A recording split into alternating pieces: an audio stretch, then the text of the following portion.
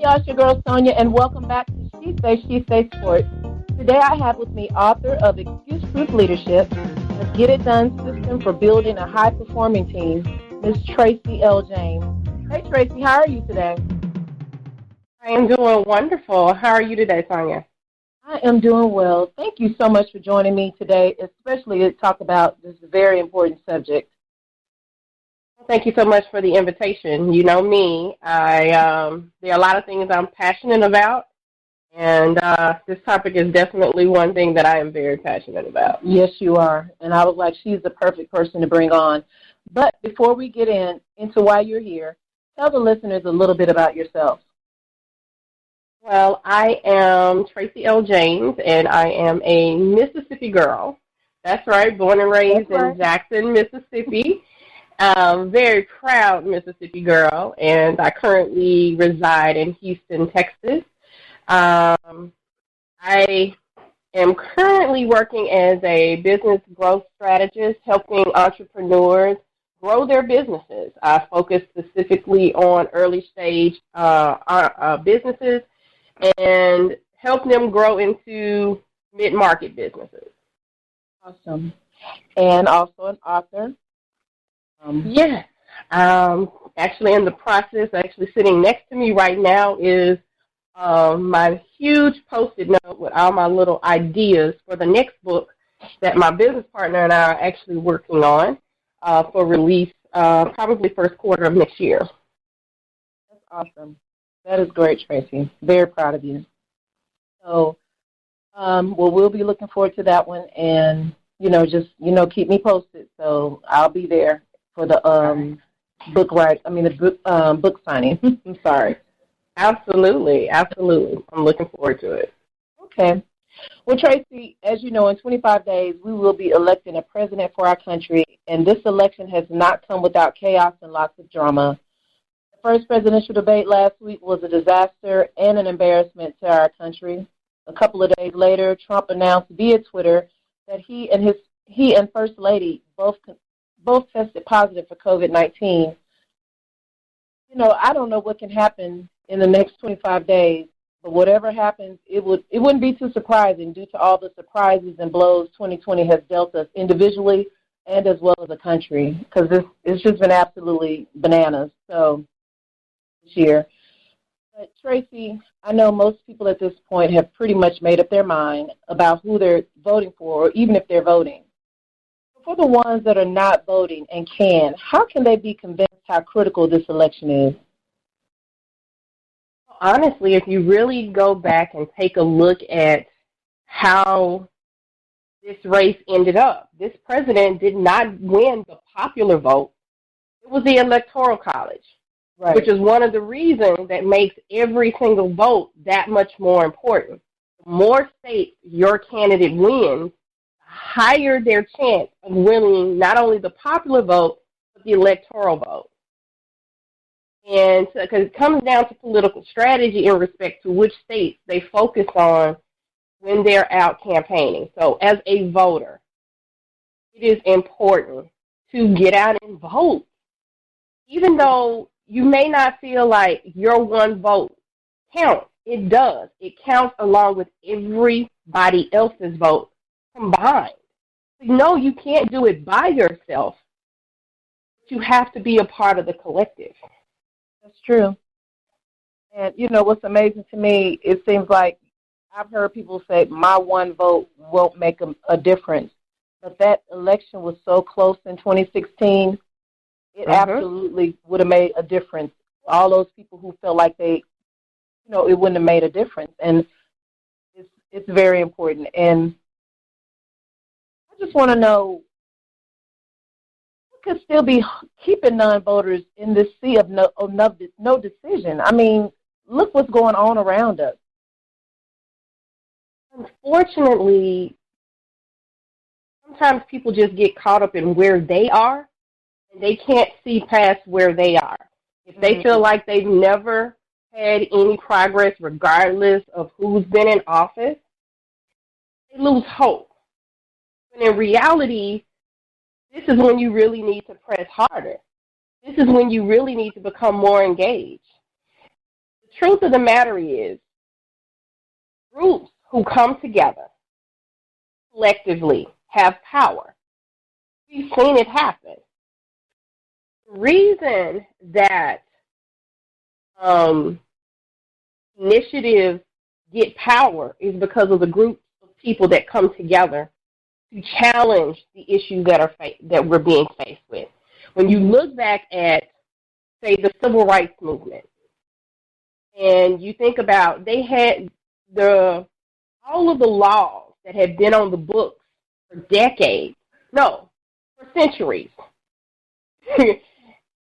were overturned after large groups of people came together and continued to fight, despite the fact that they were, shot with hoses and they were threatened, their lives were threatened, people were killed, there were bombs. They were able to collectively come together to make a change. Your vote is a part of that collective change. People died for you to have the right to vote. Exactly. For you to have the ability to walk into a voting booth and actually exercise your opinion. And I'm thankful for the fact that my grandparents took me into the voting poll and taught me about the importance of voting as a young child. I actually used to love election day because I could go to school late that day. Right. So I was able to go with them to vote, and we would go to breakfast afterwards, and they would explain and talk to me about the process. It was that important to them. Wow. And that's something that still, sticks with me, and why I believe in being an informed voter. That's the other issue that I think is part of the problem, is that people don't truly understand how our government works. Took civics class out of the curriculum in schools. So people don't really understand how the government works and how all the different pieces of our government, the city, the county, the state, and how all of these different entities work together to create the system in which we function in. Each of those people that you elect, better yet, you have the privilege of electing, impact your life, touch your life. And your children's life. And what's amazing, the elections that's going on now, especially with these judges, getting Trump is putting in, I think he's put 193 judges, and my numbers might be off, but I think besides him, President Carter was the only other president that has nominated and put it, had judges put in, so many of them, and he's put in 193, and that makes a lot of difference, and people don't understand that. Can you explain? Can you elaborate on that? Judges impact our lives because the decisions they make in the courts impact families. And it doesn't matter whether it is a civil case or a criminal case, it impacts families, which creates a ripple effect in communities. For example, good friend of mine, actually, one of your sorority sisters, was one of the black women judges that was elected here in Harris County in 2016. And one of the reasons she made the decision to even put her hat in the ring to be a judge was because she understood the impact that a judge has in a family court situation. Right. Decisions about family, divorces and custody, and dealing with those type issues, those are ripple effects within the community. When a family's torn apart, when a family's coming together, one of the things she said she loved is being able to oversee adoptions, seeing families being built. So your judges impact that. And On the criminal side, when someone is wrongly accused and convicted, taken away from their family, there's a ripple effect in the community. There's a ripple effect in the world. This person's purpose has been cut. It's been shifted because they're no longer where they should be because guess what? They were wrongly imprisoned by a system that's broken. Yes. The system is not perfect. So when you have a judge that's put in place that comes in and is not fairly, exercising and overseeing the laws in place, they're not being fair. If they are putting blocks and stopping people from being able to be cleared of charges that are clearly invalid, these are the kinds of things that we have to have when you have judges who are biased. Right. And the reality is, as much as they want to say that justice is blind, it is not. Because if our judges are not blind, if the process in selecting jurors is not blind, how can you truly have a fair trial of your peers? You can't. You can't. You cannot. So voting for your judges and voting for the people who appoint judges is very important. So how do you shift in the criminal justice system?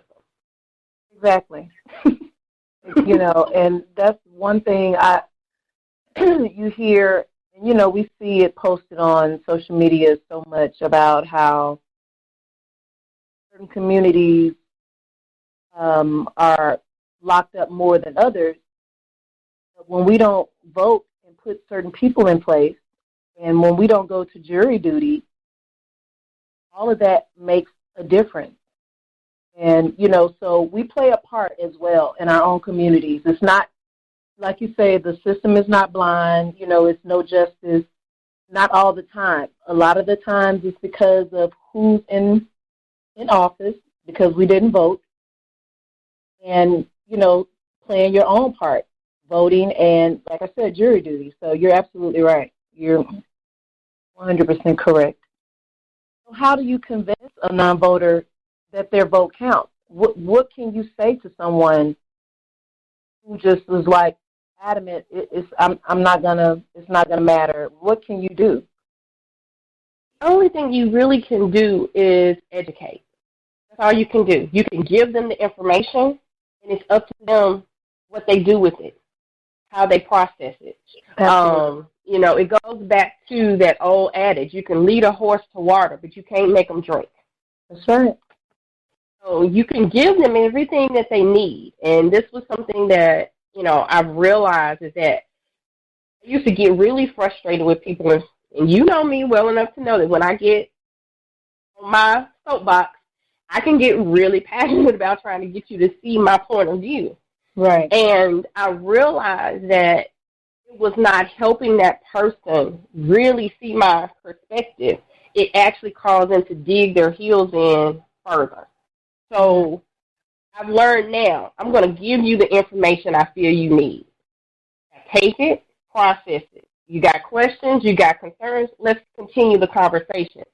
And I think a lot of times people who have chosen not to vote feel attacked because, people get indignant. People died for this right. And it's correct. Somebody did die for you to get the right to vote. Right. But at the same time, those rights go both ways. It is America, and the ideal is that you have the freedom to choose. You may not agree with why I don't vote. You may not agree with the fact that I am a voter. We have to find a way to have an intelligent dialogue. And a lot of times what I've found is that showing someone how this particular vote, this particular position will impact their lives usually works much better than just saying, hey, somebody died for your right to vote. You got to make it personal. What's important to them? Is it their children's education? Is it their job? Now, what is the issue? And that's the reality in respect to how people vote. I describe it like this: that most people are schizophrenic when it comes to their vote. Yeah. Because they often vote based off of emotion, not off fact. That is why you will see candidates promoting moral issues over other issues. And it comes down to picking who you think is the better Christian. And that's unfortunate, but that's the marketing edge of a campaign, is that I'm going to get you to your why, get to your core of who you are. And even if you voting for me is going to be detrimental to your children's education, to your job, you're still going to vote for me because I've touched on the emotional issues that are within you. You are an anti-abortionist, and you don't believe in abortion, and I say that that's what I believe too. Oh, man, you believe that prayer should be back in school. All of these issues that ultimately are really personal decisions. Right. Moral issues are personal decisions. When it comes down to raw facts in respect to funding of education, funding of our fire departments, our police forces, these are type things that are, I guess, more tactile. And but people don't vote on that. They don't. Sometimes they will just vote based off of the fact, I like the way this person looks, or I like the way his voice sounds. Wow. Truth be told, I heard a lot of people in 2016 who could not give me a concrete reason why they didn't vote for some candidates. I'm not going to say their candidate's name, but anyway, but people couldn't give me concrete reasons why they didn't vote. It was just, I don't like that person. What do you mean? Do you like your boss? I mean, do you like your boss? Right. And I try to liken running this country to running a business. You want someone running the company that's going to make sure that it remains profitable and grows. You can keep your job. Or do you want someone who is actually going to be detrimental to the growth of the business? And it's not about whether you like them or not. Because I'm going to be honest, some of my bosses I did not like. They were the best at what they did. They got on my nerves. I'd be like, why are you calling me? Leave me alone. Let me do my job. But the reality was they were dang good at what they did. So when we start thinking about who to vote for, it becomes an emotional issue for many people, even though you could sit down and lay out facts for why this person really hits your other issues better. It's an emotional decision. So tapping into why they aren't voting can help you potentially flip them into a voter. Makes a lot of sense. A whole lot of sense. And you're right. I never looked at it that way. Most people are kind of schizophrenic when it comes to voting because most Americans are voting by their emotions. And it's very emotional right now. Very emotional on both sides. But I wish everyone would just the emotion, because I've had to learn that as an adult. I remember I used to make decisions, I'll go on a whim because I wasn't feeling, I don't know, just been going through a rough year, and I'll go buy a car. That's emotional stuff when I didn't need, I'm just saying, using it as an example. And, we do crazy stuff by emotions, and this country is really in a place, in a teeter-totter where it's it's about to go off a cliff. And we really need to make some decisions about not only our lives, but our children's lives. I mean, these kids, they're coming up, and they're, this is crazy. So I don't know. I'm hoping things will turn around because I do love my country, and I'm just hoping things will turn around for us. I really do. Moving on to voter suppression. Voter suppression has been going on for many, many years, and it kind of started with the women not having the right to vote. And as a matter of fact, in 1913, members of my sorority, Delta Sigma Theta Incorporated, actually participated in the Women's Suffrage Parade in March of that year. According to reports, thousands of women gathered in Washington, D.C. to call for a constitutional amendment guaranteeing women the right to vote. Fast forward to 2020, we're still dealing with voter suppression in our country, and mainly in the black community.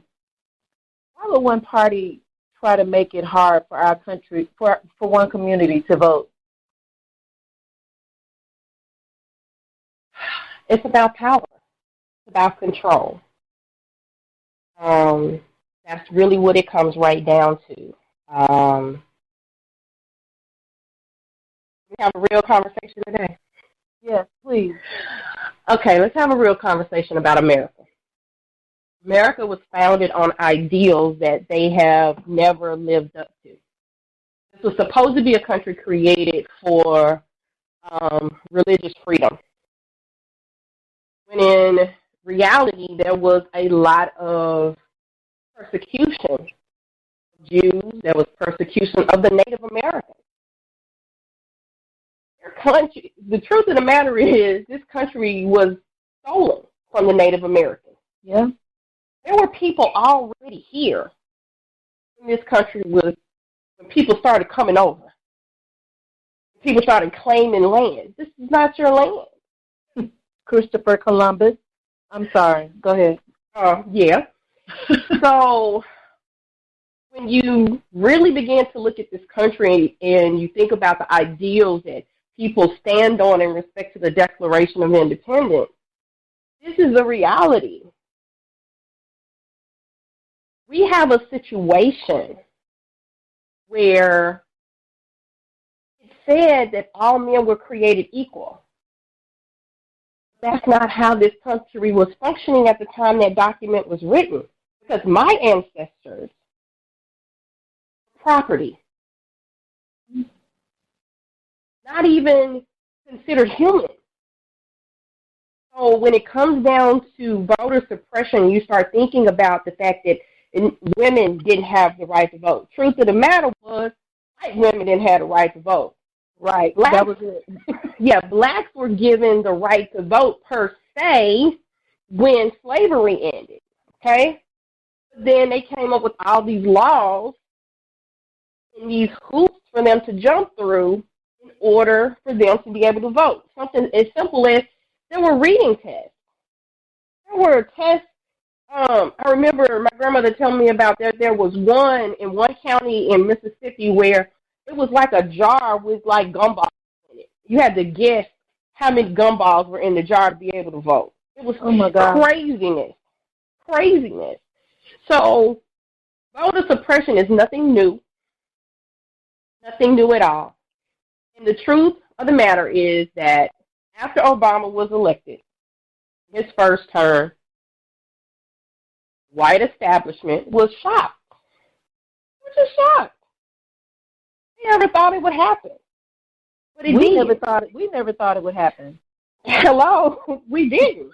Not in our lifetime. My grandmother cried when he was elected. She was happy that he was elected, but the flip side of it was she was scared for him and his family. Because she grew up in a time where black people in power were targets. So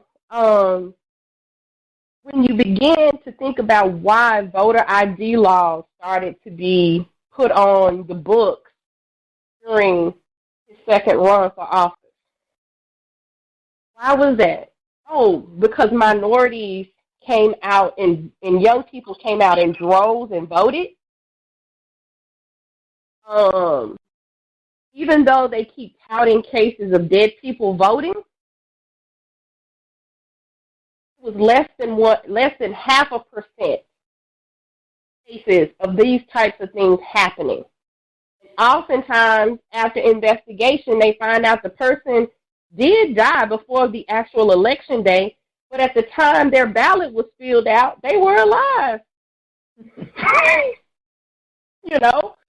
So it's things like that. It's causing people to think that there's an issue where there is no issue, and not understanding that voter suppression is real, making it more difficult for people to vote, reducing polling locations so the lines get long and people get impatient and don't want to wait, making it more difficult for elderly and sick people to be able to vote by mail.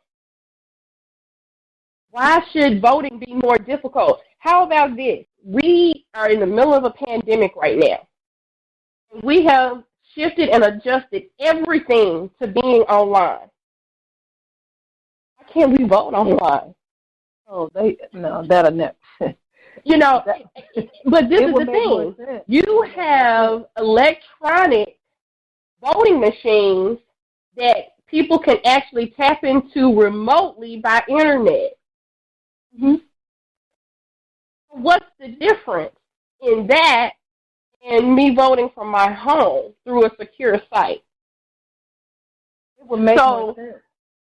But these are the types of things that are happening. You know, hey, I live in the state of Texas, and and there, you know, our wonderful governor has decided to reduce the number of places that you can take your ballot, one per county. Yeah, drop off spot. Yeah. I'm like, wait a minute, hold on.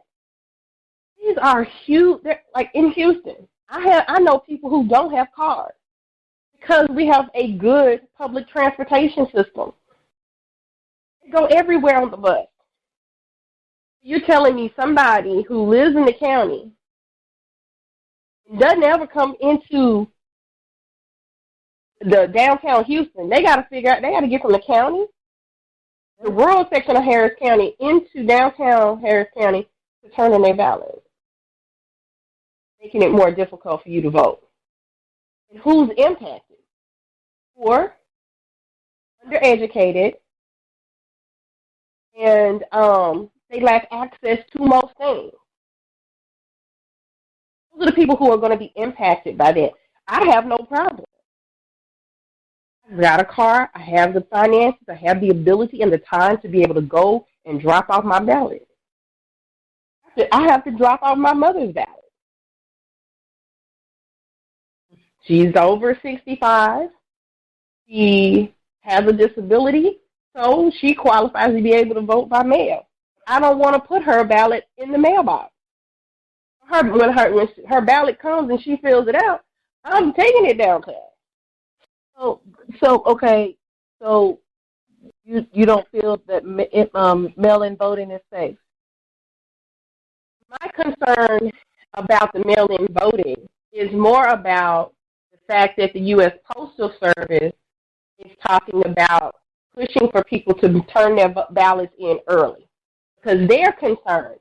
So if the people processing the mail is concerned about things being able to be processed properly due to the changes they've had to make in staffing due to COVID, they've got fewer people working each shift. So it's taking longer for them to process mail. Yeah, I have some concern about mail-in voting. Not that somebody's going to take your ballot, more about the fact that I'm concerned, will it make it there in time to be counted? Right. I mean, because what happened? They started pulling mailboxes in parts of the country at one point. And,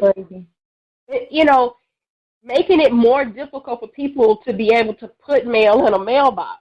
If anything, that mailbox isn't costing you anything sitting there.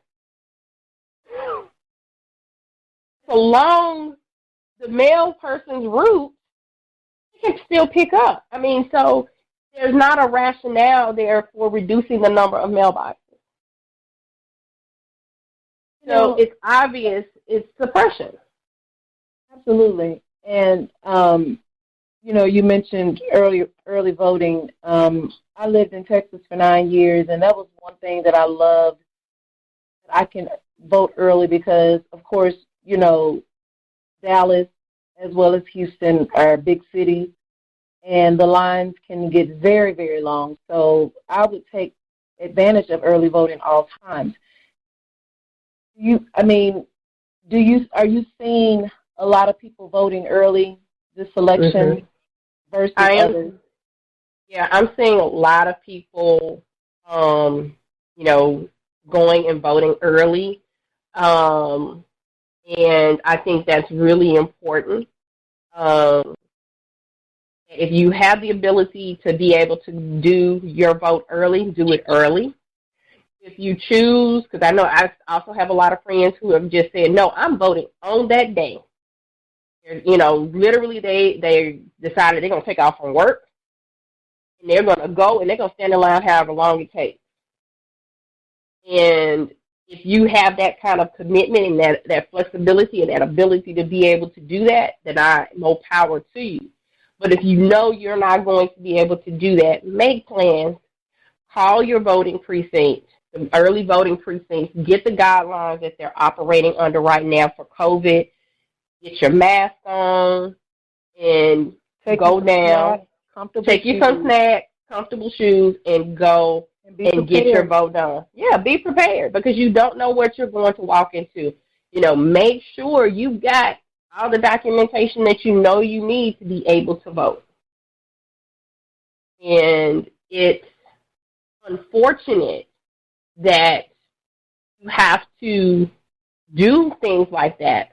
But I encourage people, whatever organization in your area handles voting issues, make sure you've got that number on you. Don't leave the voting poll.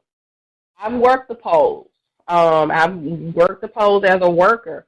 And when you have an issue, it is important for you to handle it right then in that moment while you're in the poll. Because the more time that goes between the incident that happens and you reporting it, it can get confused. You can end up getting blocked. Deal with it right then and there. If they ask you to step outside of the polling area to make the call, step outside the polling area. Do whatever the poll worker asks you to do.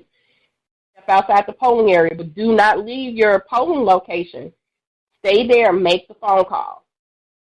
Get the help you need. Call the clerk that's overseeing the voting for your area and let them know what's going on. Absolutely.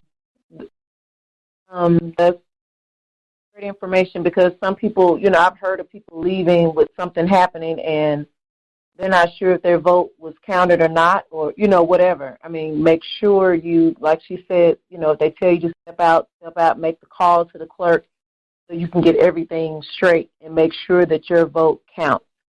You don't want to just do it in vain. Do not do it in vain because this is a very, very important election. All elections are important, but this year, this is critical. This is critical. Tracie, what does the Voters' Right Act of 65 do for us today, 1965?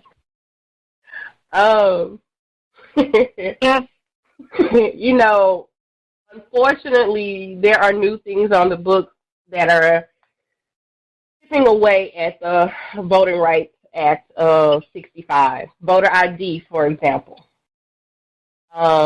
is something very specific that eats away at the rights. And the unfortunate thing to me is, it gives us the right to vote. Yes, we have the right to vote. But new laws like voter ID chip away at the freedoms that are in there because it said that you can't create something that's going to block us from being able to vote. But you need a state ID to be able to vote. And I actually campaigned in the state of Mississippi against voter ID. Unfortunately, we didn't win. But we canvassed. We went out on the street, knocking on doors, and talked to people about the importance of voter ID and how we needed to block it from being brought into the state of Mississippi. And this is the story I always told people about voting rights, about voter ID.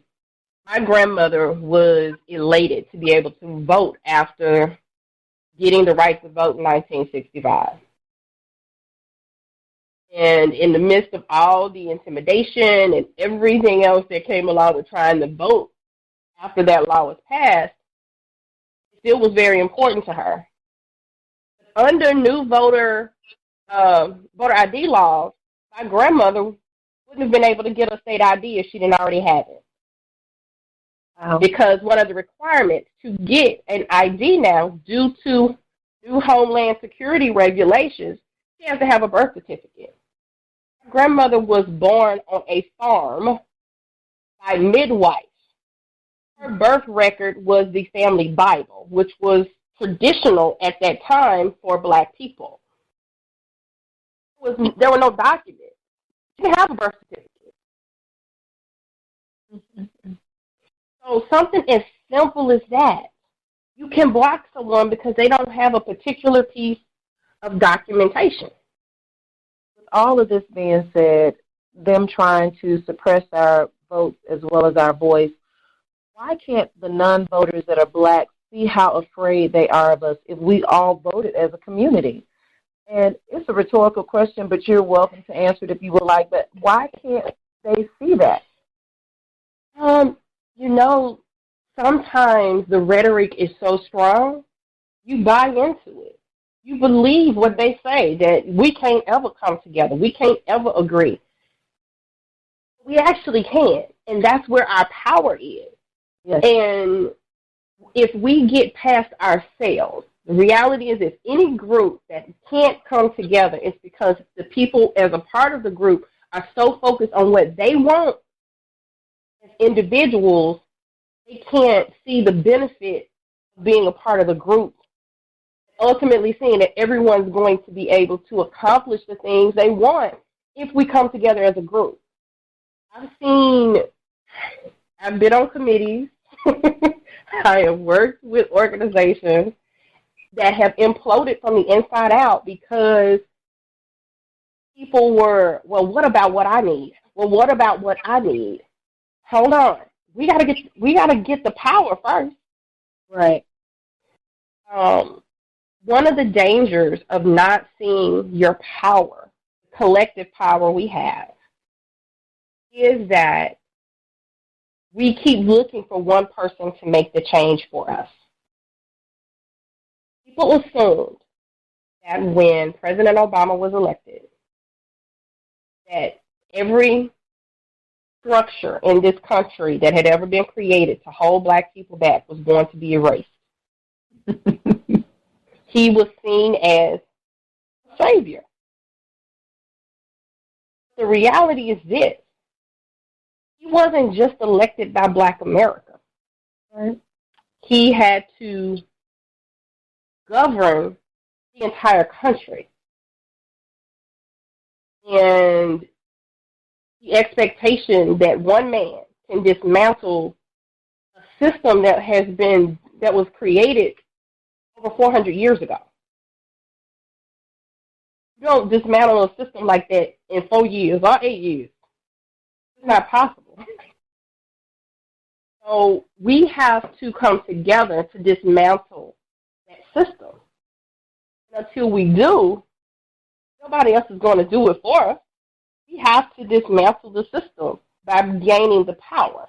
We gain that power by voting, and we gain that power by collectively working toward a common goal. The only way we can do it.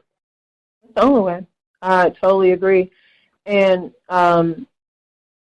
mentioned local elections earlier, but Tracie, you were a campaign manager back in 2013, and you helped my cousin to keep his stamps win his first election. Thank you very much. You're welcome.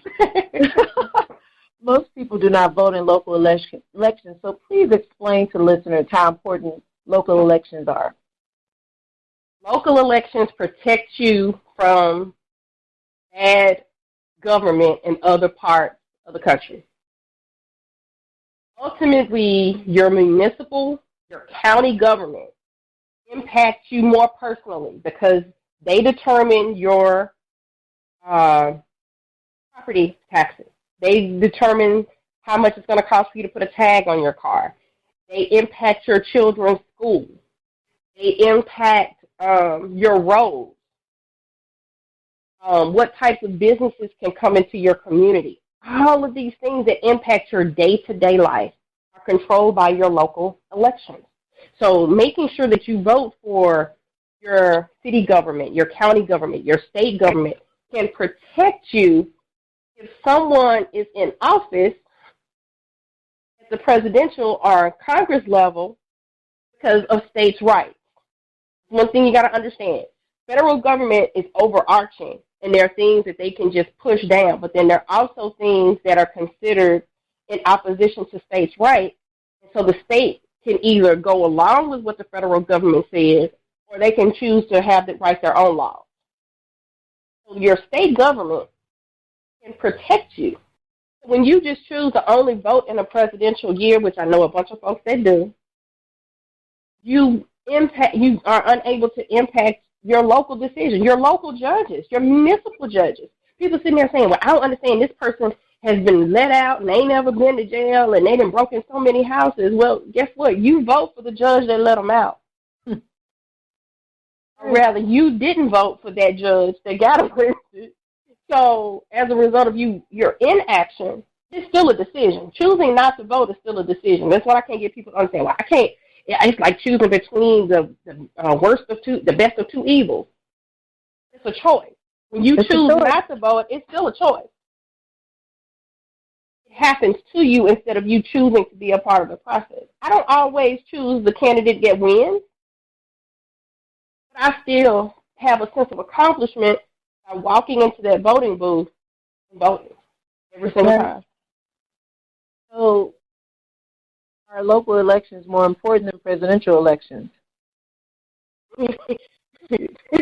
Prior to this year, I would have said, yeah.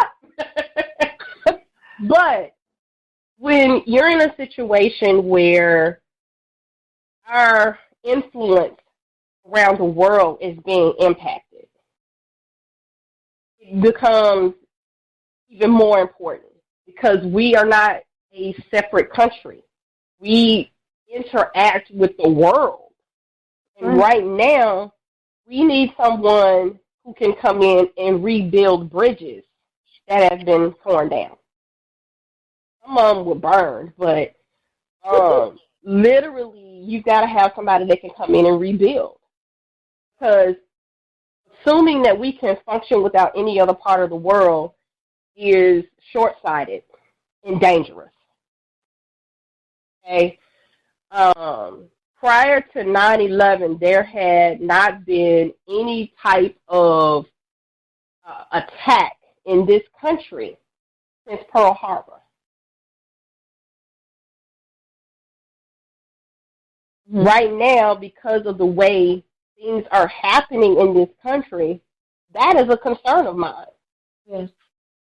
A huge concern of mine. And I think about the Commander-in-Chief of the United States of America. I want someone that understands that there is power in partnership, collaboration, and in diversity. We don't have that right now. You just don't. Right. And going forward, my message to anyone that is of age to vote is to get registered, stay registered, vote consistently. I don't care if it's a runoff or a city council seat. Go and vote. oh, I've heard people say, oh, well, it's only one seat that's being voted on. It's no big deal. Yes, it is a big deal. Don't just walk into the voting booth not knowing who you're going to vote for. Right. I've seen people do that, literally standing there looking at the sample ballot when they get there trying to figure out who they're going to vote for. And that to me is just as dangerous as not voting. You know, so be educated, vote consistently, and take somebody with you. Just like you take somebody to the mall, when you go on shopping on Black Friday, I need you to take somebody with you to the polls. Same thing. Right. I totally agree. Do you have any last thoughts to leave with my listeners why voting is very important? Anything? You think you covered everything, or? I think get educated. I'm thankful for the fact that I had grandparents who were teachers who wanted to not only show me what to do, but also explain to me why. So if you don't really understand how this government works, seek it out. I found a book on government, on civics, and understand how the country works, how things function, and how these things impact your life. And stop allowing life to happen to you, because I hear it over and over again. People make excuses. Well, I couldn't do that because, there's this law, or this, I had to pay this fine or this fee. And, well, you do know who makes those decisions, right? There are people who are elected to make those decisions, and those things impact your life. So get educated so that you can be a knowledgeable voter. Be engaged, be involved, because, hey, this is your city, your county, your state, your country. Be a good citizen. Be informed and vote. Be a good citizen. I love it. Vote. Vote, vote, vote. 25 days, November 3rd, guys. Yep, I have on my T-shirt right now, and still I vote. I love it. I love it. Thank you so much, Tracie, for joining me today. And I will have you back soon to discuss your book and your business. But I really need to get you in for this. This was so very important. Please tell the listeners how they can follow you on social media and also how they can buy your book. All right. Well, you can find me on social media platforms at I am Tracie L James, and I'm the special Tracie, that's spelled Tracie. And I pretty much kind of spend most of my time either on LinkedIn, Facebook, and Instagram. So you can catch me there. You can purchase my book, Excuse Proof Leadership. It is available on Amazon, or you can check it out on my website, TracieLJames.com. Awesome. And guys, you can follow me She Say Sports on Facebook, She Say Sports 23 on Instagram. And that's our show for today. Until next time, this is Sonia with She Say Sports, and I will see you on the radio.